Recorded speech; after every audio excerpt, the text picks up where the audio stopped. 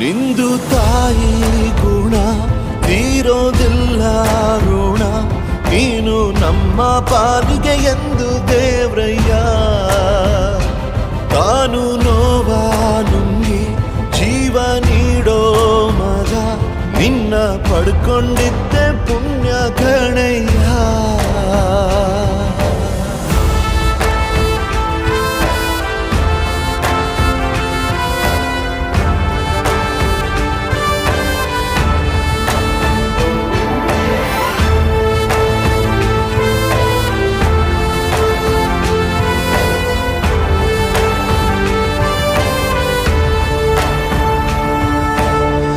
ಅನ್ನ ಕೊಡೋ ಭೂಮಿನು ಹೊಗಳುತ್ತಿದೆ ನಿನ್ನನ್ನು, ಊರನ್ನೇ ಬೆಳಗೋ ವಜ್ರ ನೀನು.